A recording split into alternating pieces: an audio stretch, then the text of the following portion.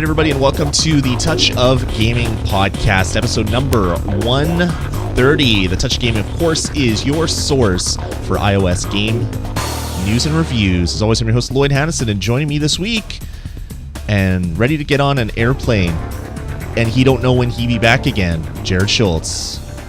Jared, how's it going, my friend? Going pretty great. How are you doing, Lloyd? I'm doing good. I am someone named Touch of Gaming First just joined our chat room, so maybe it's someone's first live show on the Touch of Gaming podcast. But I am doing fine. I was just chasing around kids all day at a kid's birthday party. You know, as my kids get older, I would think that things would be less crazy. No, they're more crazy. There's more things to do. I'm always out of the house with the kids, doing kids stuff, like going to kids parties and play dates and whatever other stuff that happens. Saturdays are really busy for me, but that's cool. I've had some chance to play some games. I'm going to be playing some Tomb Raider later tonight, so it is all good. How about you, Jared? Are things crazy? I know you're getting ready to sit in a plane and fly through the air at high velocity. So that's always there's always lots of stressful things to do before that. Yeah, today was actually one of the first really nice weekends of the year here. So I actually got out and did a couple hours of yard work. I know that sounds really exciting. Wow, but, you crazy old man! How can you put up with that? How can your body handle all that stuff? Yeah, it was pretty fantastic working and doing that. And like you said, I am getting ready to fly very early tomorrow. It looks like we're leaving at like something crazy like 4 o'clock, and then you adjust that because it's daylight savings tonight, and it's going to be like 3 o'clock. So wow, it's just really early, and so I don't envy you. At least you're not flying international, so you don't have to get to the airport 2 hours before your flight. It's true. Just headed over to New Jersey, so yeah. Whenever I fly, it's usually to the U.S. and I have to get to the airport 2 hours before my flight, and I usually like flights that are about 6:30 or 7, so I'm getting there at like 4:30 or 5, and that sucks because that means that you're up super early in the morning. So yeah. Well, maybe it's early enough that I'll be able to get some sleep on the plane. So maybe, or maybe you can get some good gaming in. One or the other. Yep. Either way, it's a win, right? It is indeed. Awesome. Let's get into the show. So for this week, we got a bit of a shorter show. There hasn't been that much news, unfortunately. It's been a kind of a light news week, but we have some game reviews to do and still some cool stuff to talk about. So, Jared, why don't you kick it off? Why don't you tell us what you've been playing? Yeah, it's kind of that time of year. It's a little bit of a lull. Part of its GDC is coming up here very soon. In 2 weeks, I think. So I would expect quite a few announcements there. I have been playing not quite as much on the iOS platform as I generally do.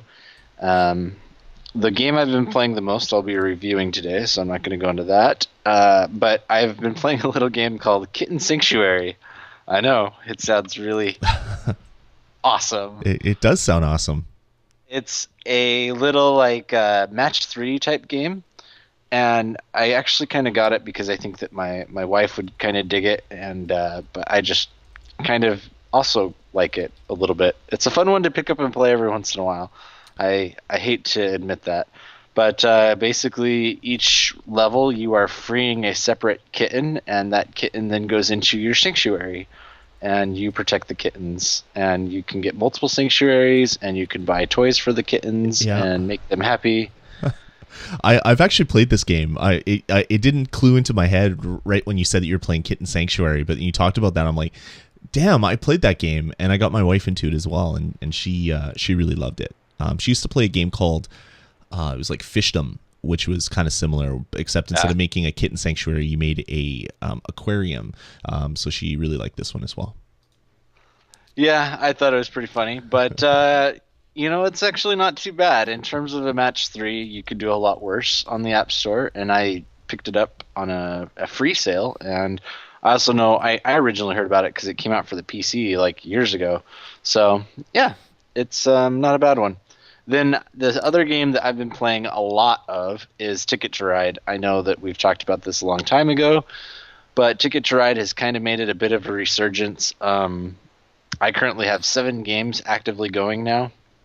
Nice. So, yeah, it's kind of fun. There's lots of different people, and playing with some listeners that started going back up in the chat room or in the forums. That people came over there and kind of were talking about it, and we started a bunch of games, and yeah, it's going great. So playing lots of Ticket to Ride. Surprisingly, it's been one of my go-to um, turn or games where you take your turns and wait for other people. Asynchronous. That's what I was thinking of. So that's it's been a little bit of a light week, but that's what I've been playing. What about you, Lloyd? Cool. I've been playing a fair bit here and there. Been playing Simpsons again. I mean, that's always on my list. I don't even want to talk about it anymore. I started up Lost Islands again. I had deleted it like you did, Jared. It was just sitting on my iPad, kind of dormant. They just came out with a patch which basically allows you to do like visits to your neighbor's island things, whatever, realms, whatever you want to call it, and you can trade presents with them, so you can get free gems every day from your friends, which is kind of cool. So I've been checking that out. Still don't think I'm gonna be playing with it too much. I don't know. I think it's kind of run its course for me. But I've been playing some other things. I picked up Real Racing 3, as we talked about in the last show, and I've been really trying to give it a go. And you know what? I think I'm done with it. I think the DLC, the freemium paywall, it kind of killed it for me. I don't even want to go back and play anymore. I haven't deleted it off my iPad because I'm waiting for maybe a patch or something that alters it. But the fact that every time you buy a new car, you have to wait for it. Every time you're doing upgrades, every time you're doing repairs, it's just, that's not how I game. I don't have a lot of gaming time all day. I have a very focused block of time, and I need to spend it wisely. And unfortunately, this game, as good as it looks and as fun as I'm sure it is, it just doesn't allow me to use my time wisely. So I might be done with it. We'll see. Also been playing Sonic Dash, which is a Sonic the Hedgehog behind the back runner, similar to, say, a Temple Run. It is really good. I'm not a big fan of behind the back runners anymore. Temple Run kind of did me in. I picked this one up just because I know my wife is a huge Sonic fan, and she's been playing Subway Runners like every night, multiple times for like months. That's like when she comes to bed, just before she goes to sleep, she plays 10-15 minutes of iPad games before reading, and I look over and she's playing Subway Runners, and it's like, how are you finding anything fun to do with this game still? But she digs it. So I got her Sonic Dash, so at least it would be interesting for me to look over and watch her play. So pretty fun game. You're basically running through a 3D world as Sonic the Hedgehog. You have 3 tracks on the road. You can swipe back and forth to go between those tracks. You are basically picking up coins or gold rings if you've played Sonic the Hedgehog, and avoiding enemies. If an enemy hits you, you lose the rings. If an enemy hits you when you have no rings, you die. If you run into things, you die. If you fall down pits, you die. So you're basically trying to do a bit of risk reward stuff where you're trying to get as many coins as you, or as many gold rings as you can before you get to the end of a little section. And at the end of the section, there's 3 jumpers, and they have little icons above them. If you do the one that is like the coin or the ring bank, it will actually bank your rings and you won't lose them. If you do the other ones, you'll get sometimes some power-ups, some like rings times 2, 100 ring bonus or whatever, and then it becomes more difficult to keep those rings. So it's a fun take on that type of game. So I'm kind of digging it. I don't play it as much as my wife does, and I know a lot of other people play it a lot more than I do, but I've been checking it out here and there. It's pretty fun. Also picked up Liberation Maiden, and that is a kind of a top-down shooter that was made by Level 5, and it was released on the Nintendo 3DS on the eShop, and it was an $8 game when it came on the eShop, and it got crazy good reviews. I didn't end up picking it up. It was one of those games where I wanted to pick it up, but I had a whole bunch of other stuff to play on my 3DS, and then I forgot about it, and then I realized that that it was coming out on the iOS platform. It's like, okay, I'll be picking it up. So it's $5 on iOS, and it's basically you're you're the president of New Tokyo. You're this young girl who won the presidency, and your job as president is to kill all the enemies. So you fly out in this mech, and you're basically using your finger to target things. You let go, it fires missiles.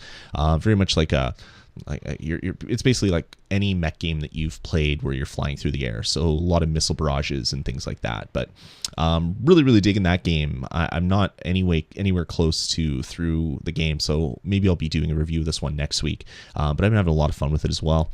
And also been playing 2 games that I'm going to be reviewing later in this episode, but we'll save that too when I do my review. All right. What do you say, Jared? Let's get into the news.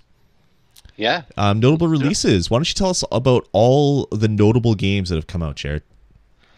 Well, this week was a little bit light, but it was kind of interesting because, I think that hopefully we have finally hit our tipping point on the endless runners, because this week there were 6 or 7 released all the same week. So there is Mini Ninjas. This one was by Square Enix, so it's only 99 cents. However, be prepared to play lots of in-app purchases.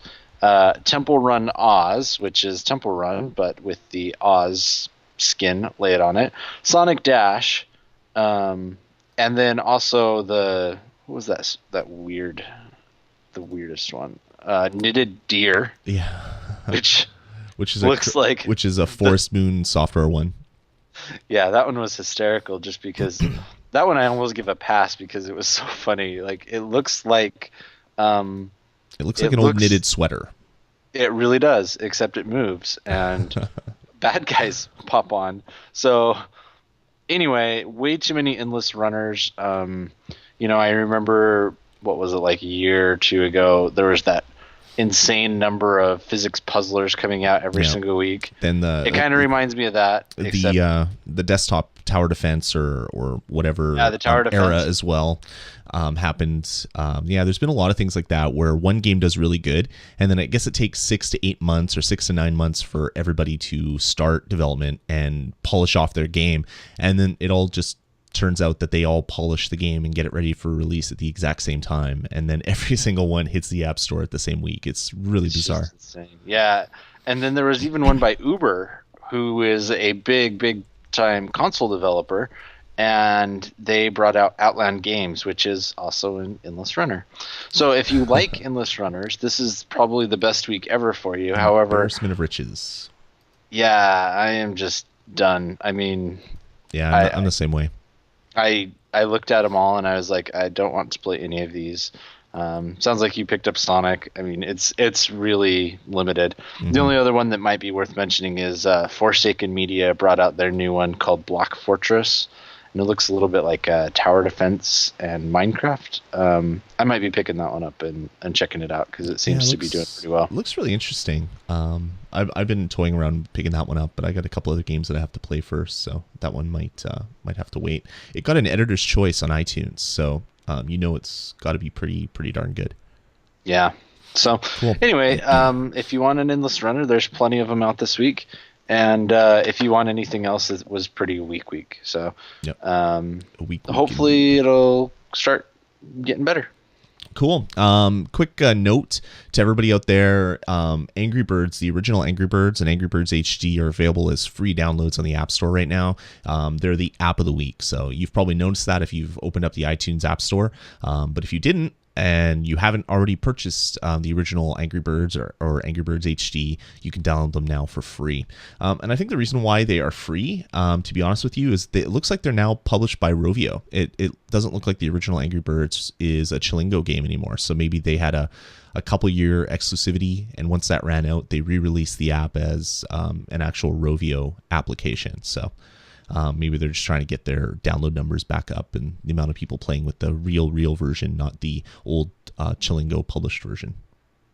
Yeah, I wonder if it's different from my version. I don't know. I haven't checked. So yeah, I don't know. I don't know how that works. I wonder if they got like the app ID back or if it's a new app ID. I don't know. Really bizarre. Anyway, moving on, let's get into the news.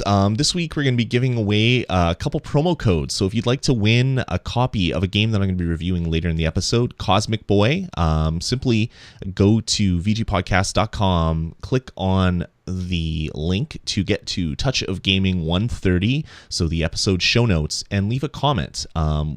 We'll basically leave the comments open for a while, and we'll pick two at random to give basically the codes to. So I'll do that probably on the 23rd of March. So you got about a week and a half from when this podcast gets posted, or thereabouts, to go and leave a comment to win a copy of Cosmic Boy. And listen to my review to see if it's a game that you're going to want to get. But it is free if you win a promo code, so why wouldn't you want it? So please do enter. I guess the big news this week was that Marvel has finally released an iOS version or a mobile version of their Comics Unlimited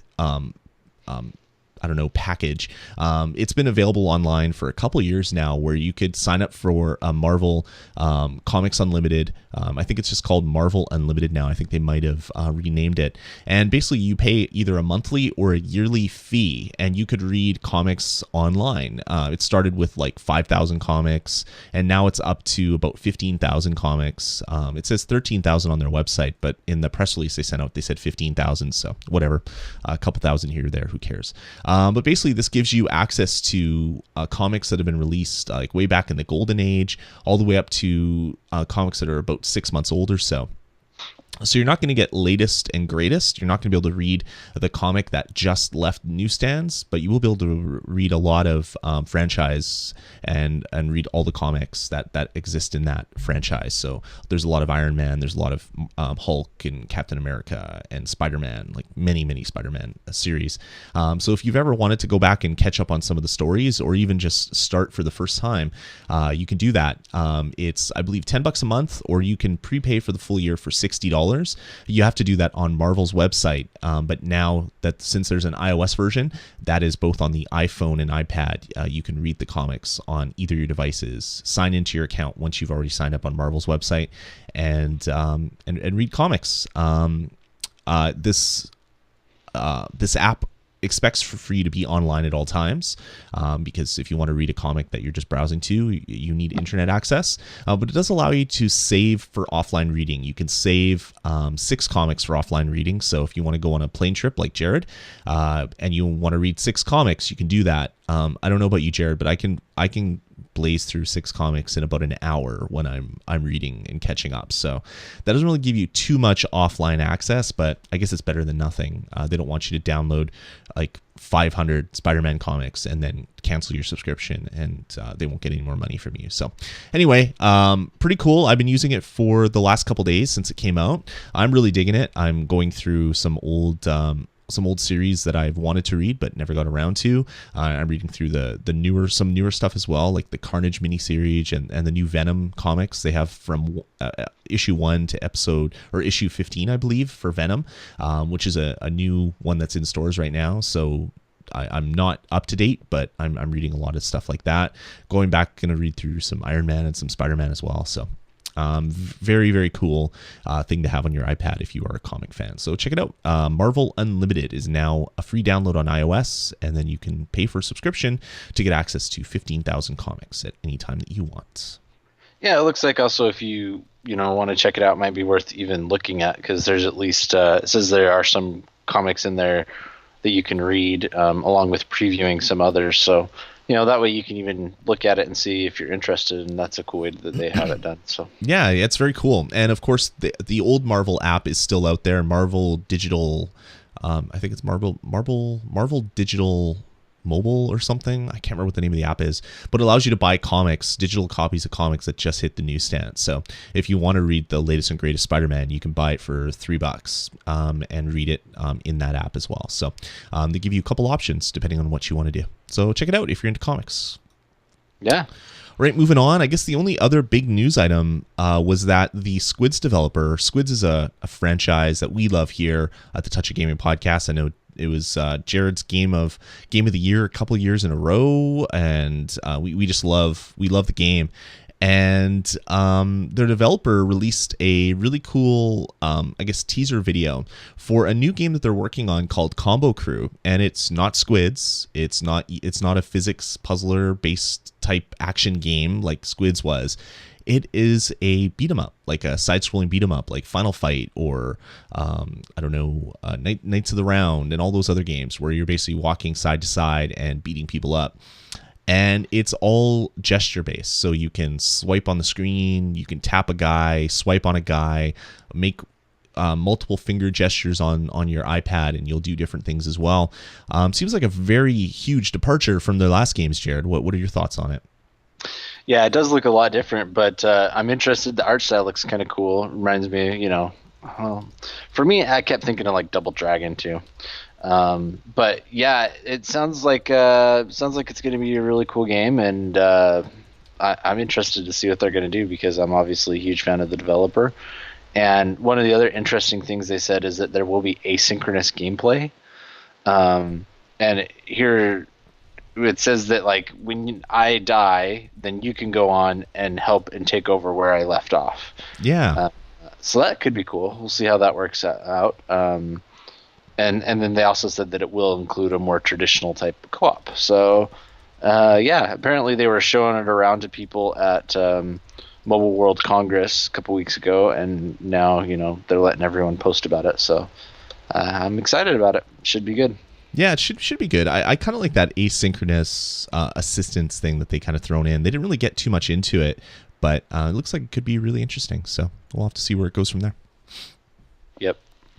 All right, let's. I think that's it for news. A very slow news week, as we said. It feels almost kind of odd to not be talking about more news items, Jared. Yeah, it really does. I mean, unless you want to speculate about the next iPhone.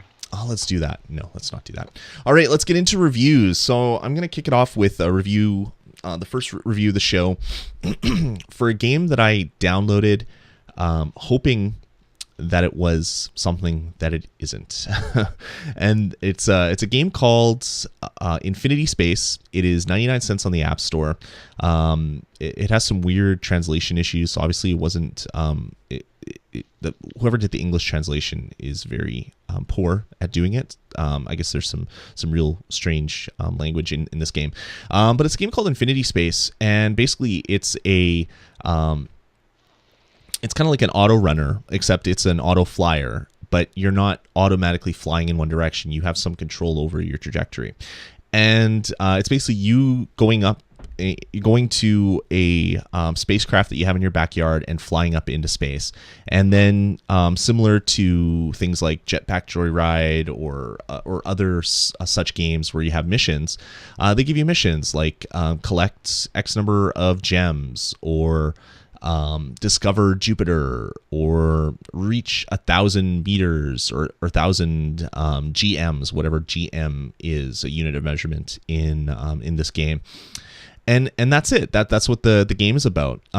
When I saw the screenshots for it, it looked very much like. Do you remember that old Space Miner game?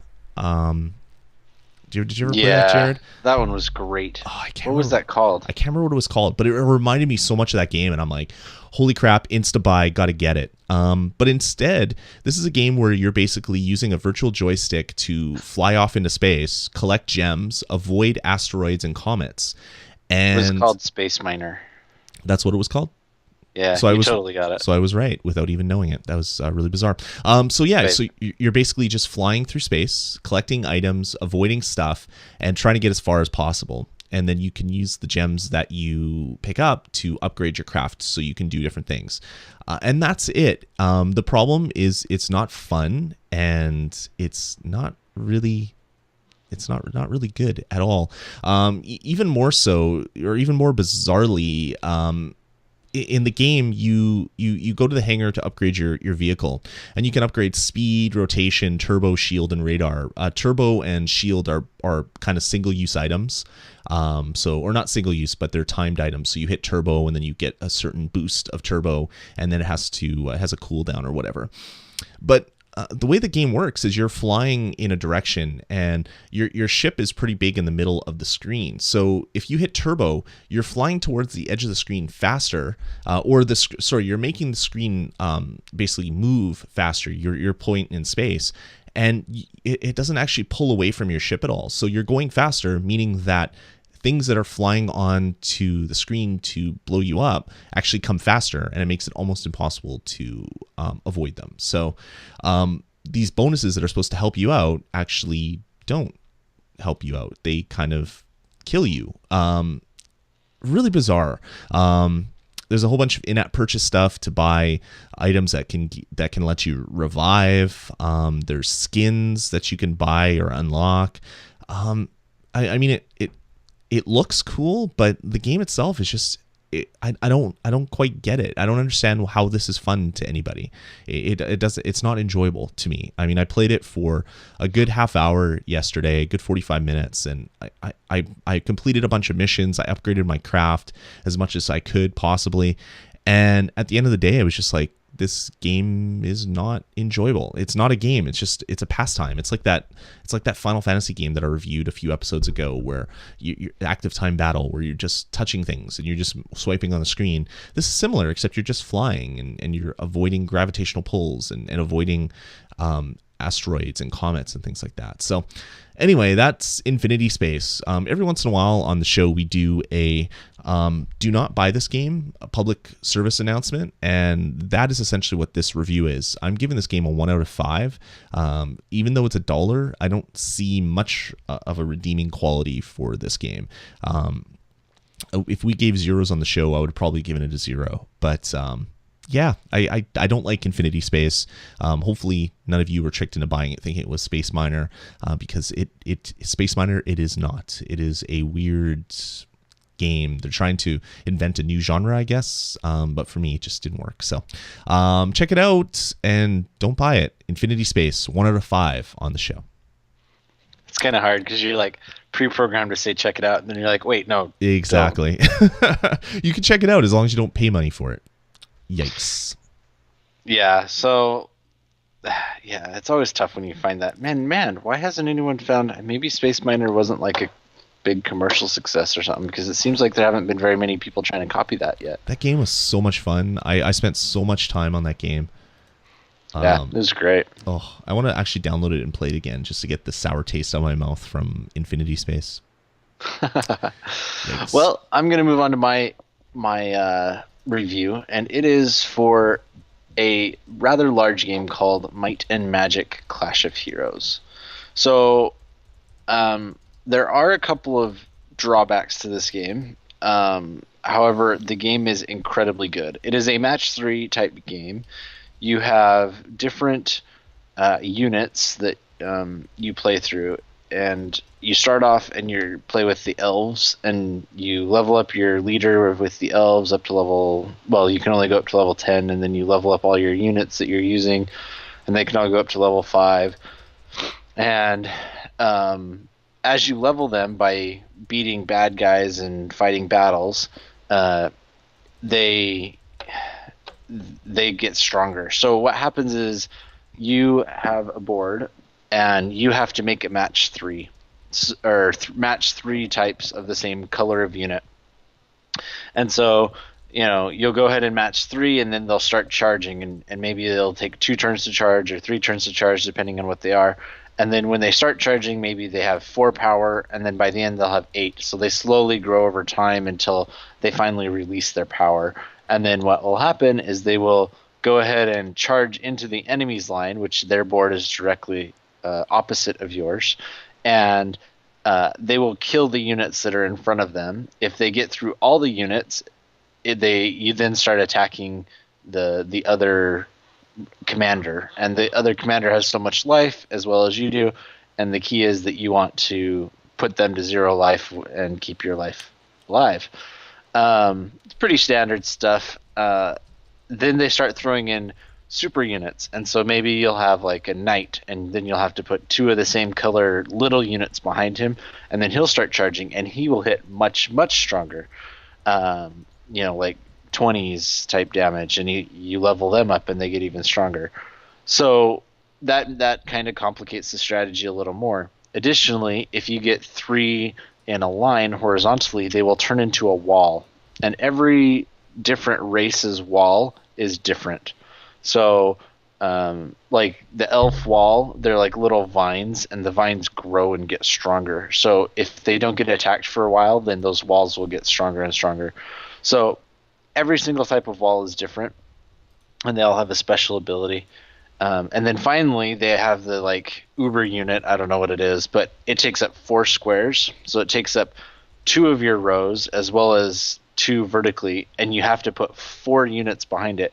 But when they go off, they hit extremely hard. Like some of them can hit even over 100. And so the only way you can protect against that is if you have a lot of walls or whatever. So they're extremely useful, especially as you get them leveled up. Additionally, you have mana that builds up over time. Some of the things, like if you get hit or the enemy gets hit, it builds your mana, and you can use your mana to unleash your special power, and your special power varies throughout. So maybe one of the guys shoots arrows, the first person, and those arrows go in and hit up 3 different columns. And so you're always managing different columns. So there's a lot of RPG aspects in this, as well as kind of the match 3 mechanics. But then there's a lot of kind of strategy type movement. And this game, it originally came out on the DS, and I played through it on the DS. So this isn't my first time. I also played through it, or it also came out on Steam. I never bought it and played it on PC, but then again, I played it here. So I can compare the 2 versions here. And then you play through 5 races, and each of the 5 races play a little differently. So first you start off as elves, then you go to humans, then you go to the undead, and then you go to the demons, and then finally you play as the magicians. And the magicians is a little bit shorter, but each campaign will probably take you a few hours. They're not small, and sometimes you'll get stuck on a level and you'll play it for a while, and I got so engrossed in this game and kept trying to play it, and just, one more time, let me try and beat this. I really enjoyed it. And it's by Ubisoft, so it does have a pretty good, it is well polished. The units feel pretty well balanced. But yeah, additionally, you can go and take bounties with your guys, and the bounties are good because they level up as well as get you additional money that you can use to purchase things. And it's a lot of fun. There are a couple of bad things about it, so let me clear those out of the way. The controls are not quite as good as they were on the DS. So part of that is because you're dealing with individual lines, and so oftentimes, you'll fat finger it because there's 8 columns across your screen, which means that each column is relatively small. I probably should have tried this on the iOS or on the iPad, because maybe the more real estate would have given me a few less problems. But occasionally I would move a guy and I'd move him into the wrong column, and then I'd have to move him again, and I just lost a turn, which is always disappointing. Something else that they added, or another downside of this one to me, is the size. So it is a very hefty game. Installed on my device, it's 1.9 gig.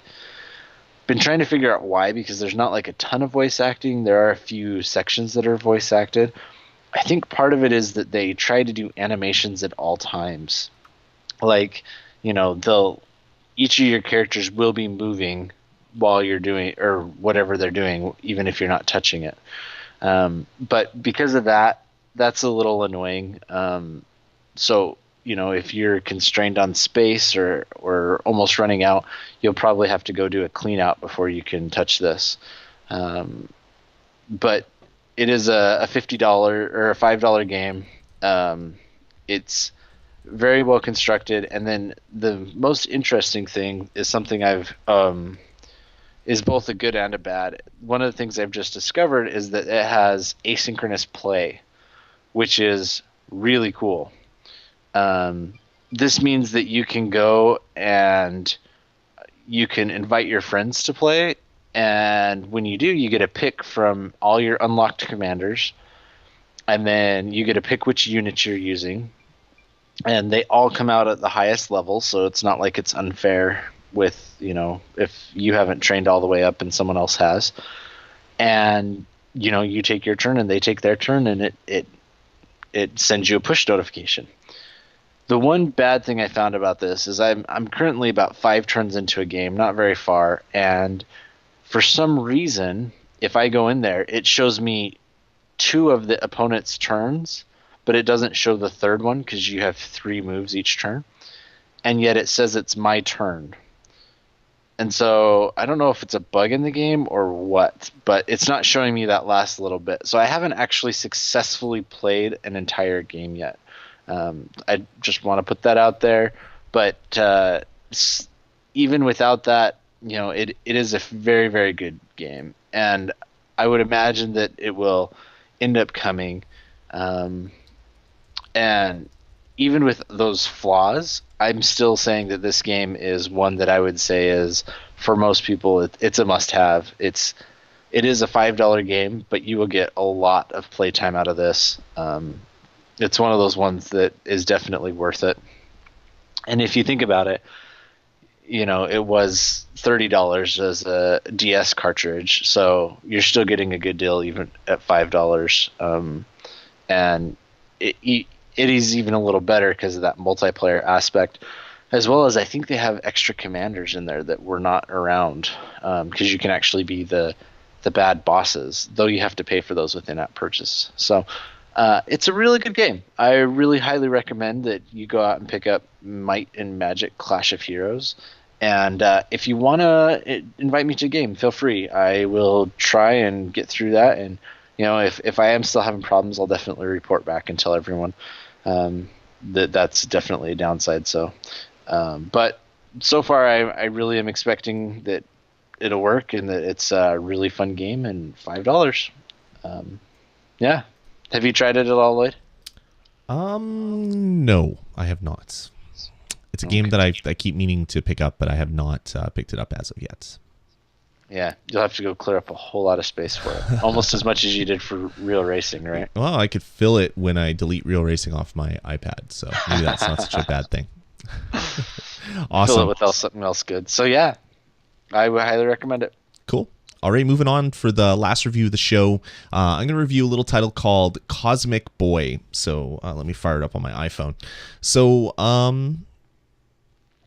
Cosmic Boy. Okay, Cosmic Boy is a game by Passion Project Studios, and it just hit the App Store. It's 99 cents, and the first thing you'll notice is the graphics. It looks like some like 1950s comic styling. Like it looks really cool. I really like the design just from the get-go. And basically the game reminds me a lot of, do you remember that old arcade game Kicks, where you're basically drawing out sections of the screen and trying to reduce the amount of space that the enemies have? Did you ever play that?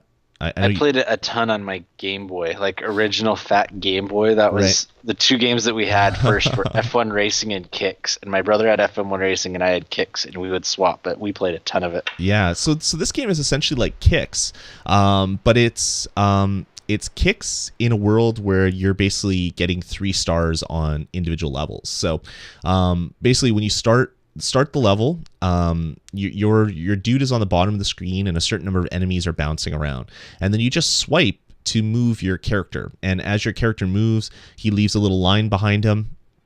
And when the line completes, you basically fill in a section of the screen, and once you get to 75% of the screen filled, the level is completed.